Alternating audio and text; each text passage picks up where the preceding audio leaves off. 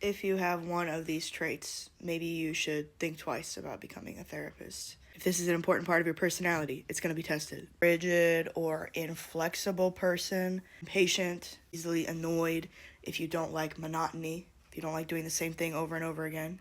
You are disorganized, you are selfish, a self-oriented person, self-centered. If you like the attention on you, you might want to think twice about being a therapist because this role demands so much of those values that I just talked about.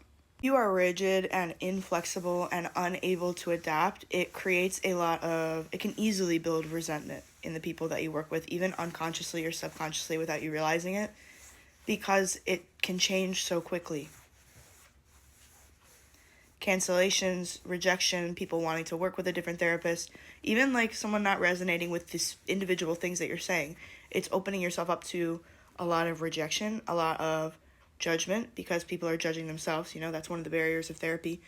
And whatever you say to them is mirrored from whatever their understanding of themselves and the world is.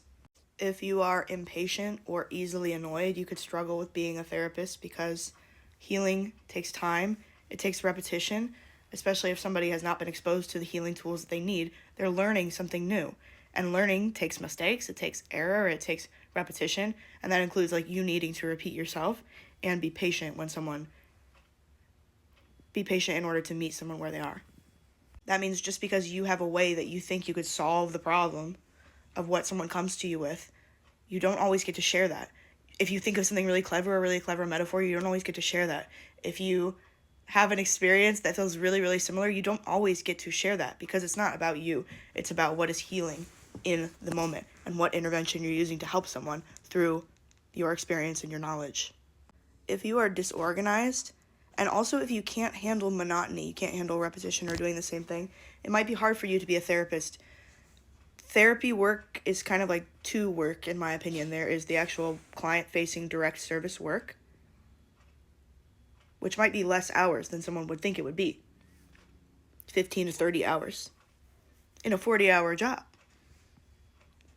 Because there's so much other work that goes into working with someone as their therapist, including documentation and staying organized with who, what, when, where, and why of however big your caseload, and separating those out, compartmentalizing them, organizing them, understanding them, comprehending them, and being able to share with your supervisor or in consultation, in your reflection with yourself, with your own therapist, and of course when you're working with that person, with the client. So whatever you do in your job as a therapist, think about doing that times however many people are on your caseload. It's the same thing.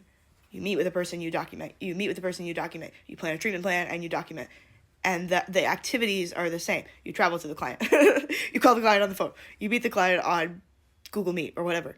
The actions are repetitive, and you need to be able to have consistency. You don't have to be consistent, but you need to be able to regulate yourself having that same foundational interaction with sometimes 30 people in 1 week. You really identify and enjoy being the center of attention, it might be challenging for you to be a therapist because so much of direct client-facing work is about understanding yourself and your role, but also separating that from the experience of the other person and being conscious and cognizant of that, of how this is separate from the other person, and this is that person's time that you are facilitating, and it's not about your needs or wants in that moment, because it's the therapist's job to satisfy those things before the session, and then whatever processing work they need to do afterwards so that they can be present and mindful in a session with someone. If that's a skill that I'm modeling, is active listening, presence, trust in relationships, security, predictability in what my service offers, I need to be replicating that each time I meet with someone.